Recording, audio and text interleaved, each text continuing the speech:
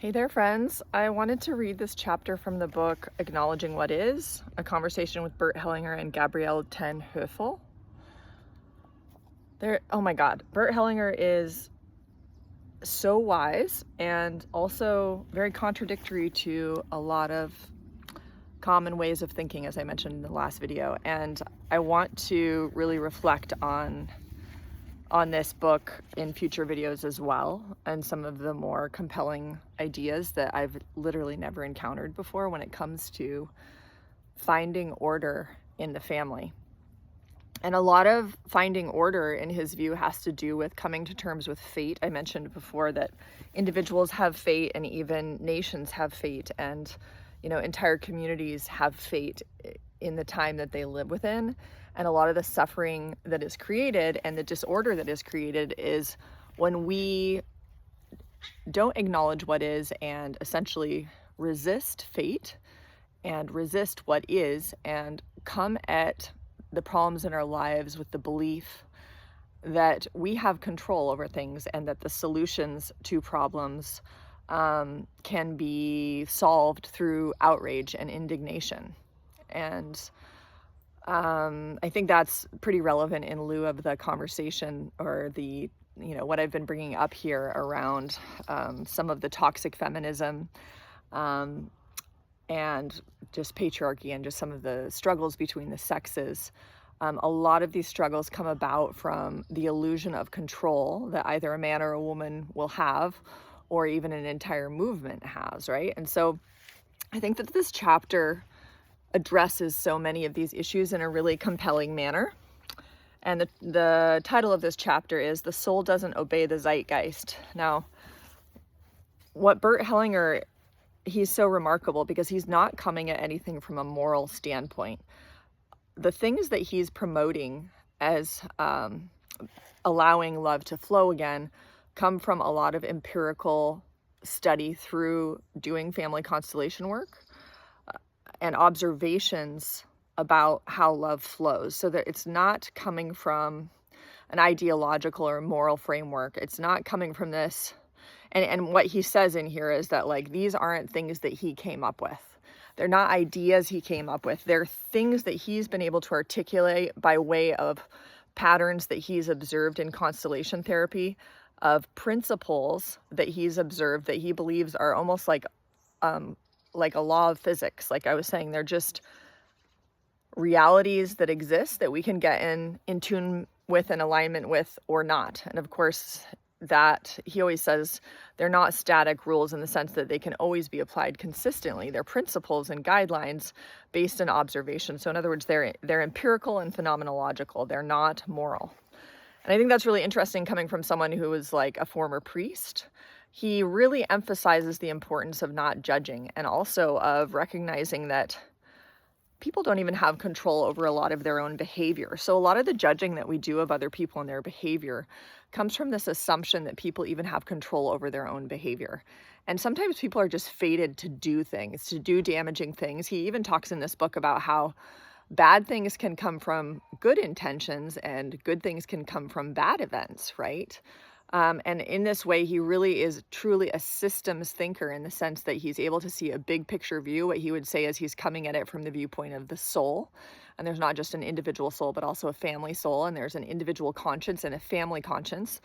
And so in a future video, if I remember to do this, because I know sometimes I say I'll make a video on something and then I forget, I want to do a video comparing some of his perspectives about whole systems thinking and how a really big picture whole systems view is able to integrate opposites and deal with paradox in a really sophisticated manner, and compare some of his perspectives on how to do that with DeMartini's views, as well as Barry Johnson's polarity thinking framework. So there's just so much crossover between these people I've been studying in terms of their ability to really step back and see how two seemingly opposite energies are feeding each other and are in relationship with each other in a dynamic, and how many problems we create when we collapse into either or thinking or some kind of moral judgment about one thing being better than the other,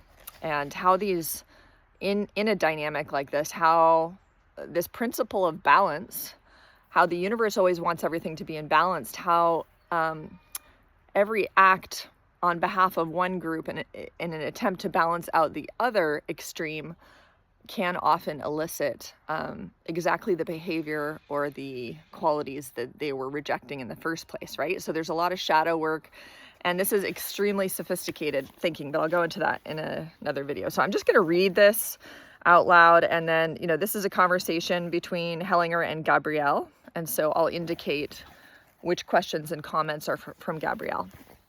And I trust this will be relevant to these themes that we've been discussing about the battle of the sexes. So the title of this chapter is The Soul Doesn't Obey the Zeitgeist. Men and Women.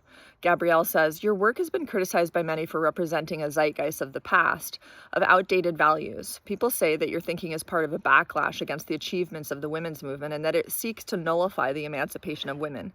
Is your system of orders patriarchal? Hellinger says, in talking about orders, I'm describing what is visible and what can be checked out. Therefore, I would object to the orders being ascribed to me as if I had invented them. But to answer your question, when you look at families, you can see that the weight of importance lies with the woman, not with the man. In most families, the women take the lead, primarily because women usually consider themselves better than men. They wouldn't be able to do that if they weren't aware of their own importance.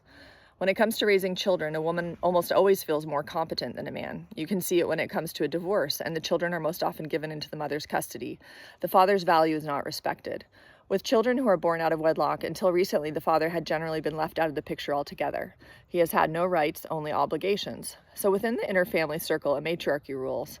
The woman holds the central position and determines the essentials. And Gabrielle asks, where does the patriarchy begin?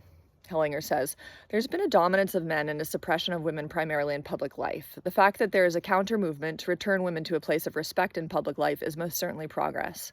The predominance of men in public life has been connected in a way to the supremacy of women in the family. Because women rule the family, men have needed to apply themselves more forcefully outside the home to maintain a balance. I think reciprocal recognition is important for both men and women. I see the woman as the center of the family and the man in service to the feminine. It's the woman who guards life and passes it on. A man's activities outside the home are usually in the service of his family. He represents the family outside and takes care of the basic needs, for example, security and nourishment. So in that world, he has a certain standing. Gabrielle says, but that's no longer the case everywhere today. Hellinger, not as much as it used to be. Families are getting smaller and there aren't as many demands on a woman. Raising children today tends to be a shared responsibility and women are doing more outside the family. This has been a development in our society. As far as I'm concerned, it's neither an ideal nor something to be regretted. Things have developed in that way, and I acknowledge it the way it is. Gabrielle, so you would say that there is an order that has developed over centuries, and you make an effort to bring this order into line with the flow of energy. As a therapist, you see that our historical development has been patriarchal, and you acknowledge that as a reality, and don't try to change things. Hellinger, in this particular area, I also see myself as being socio-politically involved, but my insights have come mostly from working with families in a therapeutic setting directly. In a family constellation, as a rule, the man has first place in the hierarchy. This is not because of any superiority, but because of his function. In any group, what belongs to the basic foundation has precedence over the goals of the group. In a hospital, for example, the administration belongs to the basic foundation. The goal is the healing of patients. The administrators take precedence because they provide the basis for the existence of the hospital, whereas the doctors and nurses serve the goals. This doesn't mean that the administrators are superior to the doctors, but the doctors don't have the final say in things because the administrators take precedence in action. Despite this precedence, however, the administrators exist to serve the doctors. There's a similar structure in a family. The man has precedence because he cares for the basic existence, but when it comes to the goals of the family, the woman stands in the central position. Gabrielle, what you're describing applies perhaps to a family where the man earns the living and the woman devotes herself to raising the children, but that isn't the case today. You might say that it still works that way in the soul, even though it is de facto no longer the case. Many women today work outside the home and still continue to do the work in the family. Hellinger, I want to stay with the traditional model for a bit. There, the man usually comes first, then the woman, then the children. If that gets turned around so that the woman is in the first position and the man is in the second, that can happen when a woman has no respect for her partner, then the man will try to leave the family. He leaves the woman alone and she feels abandoned. In a constellation, When I move the man to the right of the woman and place him in the first position, he feels responsible and the woman usually feels relieved and supported. If I were to say that the man must stand in the first position because he's a man, that would be a patriarchal attitude, and I would reject that idea. I'm looking at what usually brings harmony and allows everyone in the family to flourish, not at ideology. Gabrielle, is that different if both earn the money and they don't live in a traditional model? Hellinger, if both parents are earning the money to support the family, then the woman usually takes precedence within the family. She takes over the more important tasks for the internal workings of the family. The man can help her, perhaps, but they can't change roles, nor are things completely equal. The inequality is lessened, but not removed. If the man cannot take care of the family, for example, if he is ill or needs care, then the woman takes precedence outside the family as well. There is a splinter group in the women's movement made up of women whose only interest in men is to conceive children and who do everything else alone, the voluntary single mothers who prefer not having a man around. That's a denial of reality and a violation of the order, and the children often take revenge on their mothers later. It does children an injustice to keep their father from them. When a woman says, "I can do it alone," the masculine is suppressed and not respected. Boys coming from such families may display a distorted form of masculine behavior because other forms aren't respected by their mothers. Radical right-wing behavior is often a revenge on the presumption of a mother who thought she could scorn or ban the father. Gabrielle, I think the number of women who say they want a child but no husband is extraordinarily small. Most single mothers are raising their children alone because they couldn't live with the fathers any longer or the fathers couldn't live with them. And Hellinger says, but the thought patterns are still detectable in many other families. Gabrielle, again, we've ended up with women. This time it's their contempt for men. The women's movement was formed as a reaction to men's contempt for women and the feminine. It would appear that there's contempt on both sides. How do you explain this women's contempt for men that you've seen? Hellinger, the same way I would explain men's contempt for women. Both are often a compensation for some earlier injustice. Sometimes you can observe in families that a child who is born later, for example, a grandchild, compensates for something that her mother or grandmother suffered at the hands of a man, having been abandoned, used, beaten, or disregarded. There are many horrible examples. Then the granddaughter declares a stop, and in an attempt to bring things into order, she treats her own husband as if he were the perpetrator, or she joins with other women against men. She fails to recognize that in acting this way, she puts herself above her grandmother, as if the grandmother were dependent on her granddaughter. That violates the order of hierarchy. In doing so, she shows contempt for her grandmother. Because she's trying to take over something that's not her right? Asks Gabrielle. Hellinger, exactly. The aggression or anger of a woman in this situation doesn't come from her own experience, but from an injustice that was done to another. She's not bringing something of her own into order. If, for example, a woman has been treated unjustly by her husband and she demands, with aggression if necessary, that he bring it into order, then she's being true to her own worth. She has the power because of the injustice and suffering that she has experienced herself. If her aggression is not a result of what she herself has experienced, she won't have the power to bring anything into order. When revenge for injustice is being sought, for example, by a granddaughter, there's a shift, not only in the subject, from grandmother to granddaughter, but also in object, from grandfather to the granddaughter's husband. The aggression is not aimed at the perpetrator, but at some other man, or even at men in general. Nothing is solved by that, and it starts a counter-movement that leads to a useless battle of the sexes in which everyone loses. The resolution would be for the woman to honor her grandmother, or the other injured woman, whoever it was. She could say, I bow down before your fate, as you have carried it and mastered it, and from this I take the strength to do something great and good myself. Then she doesn't have to try to avenge her grandmother. She receives strength from her grandmother and can affirm her own worth without belittling anyone else. Greatness doesn't come from making others small, it comes from a peace with oneself, which others can also acknowledge. Gabrielle asks, you once said that we're living in a female time and that men are having to retreat. Hellinger, I would phrase it more moderately. Women are making advances in a healthy way, which does not mean that men have to retreat. When men are attacked by women, many would then prefer to pull back, but that's no gain for the woman. In a battle between men and women, there is no victor. Gabrielle, so when you say that women have contempt for men, you're not attributing guilt, but rather describing an entanglement in a family history? Hellinger, a burden of the fate of an earlier family member that has been shouldered by a later member. Perhaps it has been taken up now simply because women have more possibilities open to them. I consider the developments that have been fought into existence in women's rights to be a large step forward. Gabrielle, what lies within the therapeutic arena and what lies within the sociopolitical framework? You're still saying that men have the first place in a family. What kind of statement is that? Hellinger, I find that kind of generalized statement problematic. I'm not setting up societal norms. I'm talking about a therapeutic setting where the effects can be checked out. When I work with families, I ask myself where and how the family members will all feel best with the man in first place or the woman. Then I test it out in a constellation. In about 70% of the cases I have worked with, the family members felt better when the man was standing in the first position. In about 30% of the cases, they felt better when the woman stood first. Gabrielle, does that reflect a historical patriarchal pattern, and does socialization play a role in the unconscious? Hellinger, it's more than that. The soul is also at work, and the soul doesn't follow sociopolitical rules. For example, if we demand that women be put in first place and that a matriarchy be restored in public life, it may sound reasonable enough. In the souls of the people involved, however, the decision won't be recognized, and they will feel and act as if something were not in order, and they will suffer for it. You can't convince the soul with arguments based on an ideology. Neither can you say that the deep processes of the soul are dependent on socialization. All that we can see is that souls in our culture react in a similar way. Gabrielle, but that is dependent on culture. Hellinger, then it would have followed that you only have to change the culture and the soul will change too. But the soul doesn't change in that way. Even when the public opinion has changed about something, the soul still reacts in the same old way. Gabrielle, are you sure of that? Hellinger, as far as I've been able to see, the soul doesn't follow the rules of the zeitgeist. Gabrielle, can we really know the rules of the soul?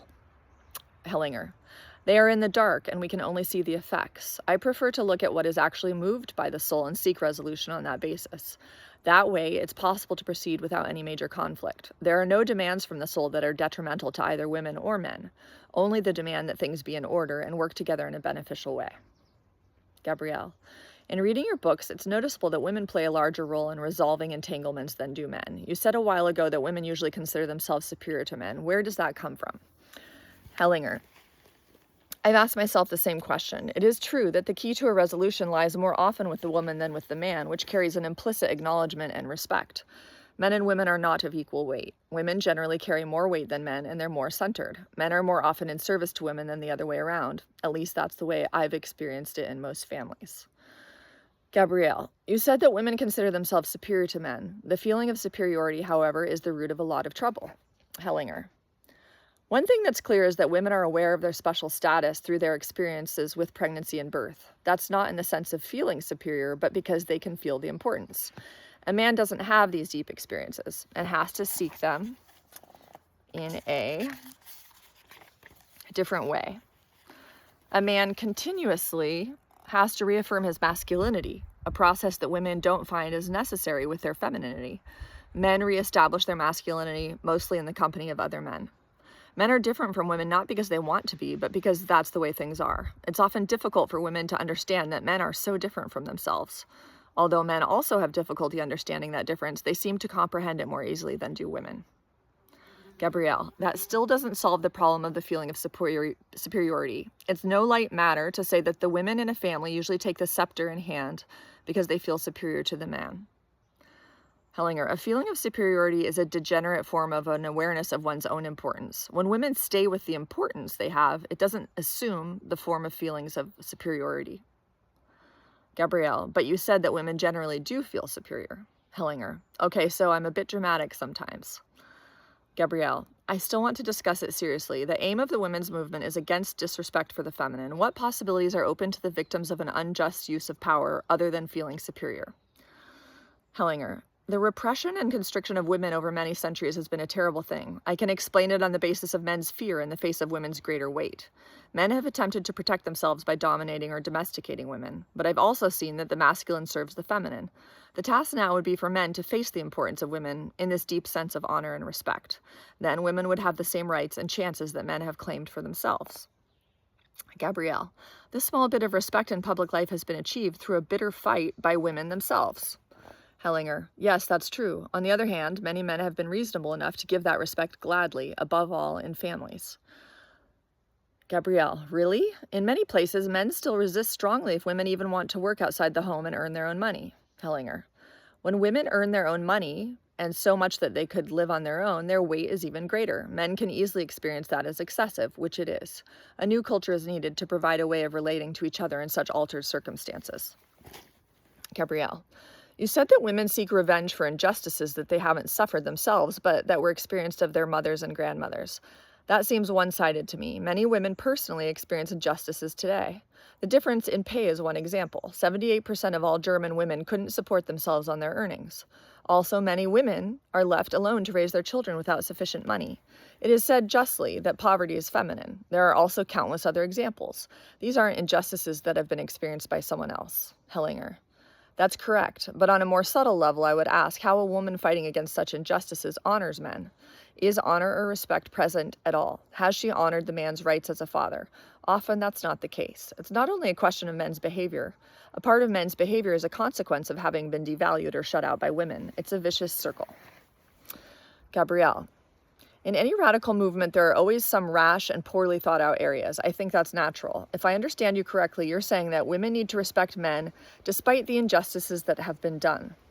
Is that part of a new culture of relationship? That men and women have respect for the opposite sex and that women resist the temptation to associate all the evil in the world with men?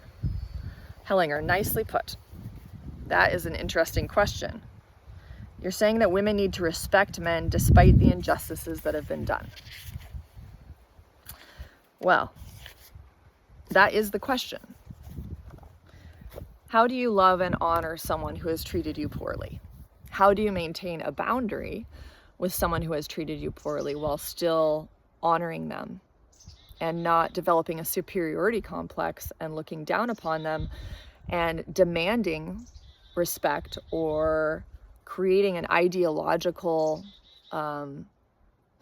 movement for social justice that is based in bitterness and negativity? That indeed is the question. I hope you've enjoyed this.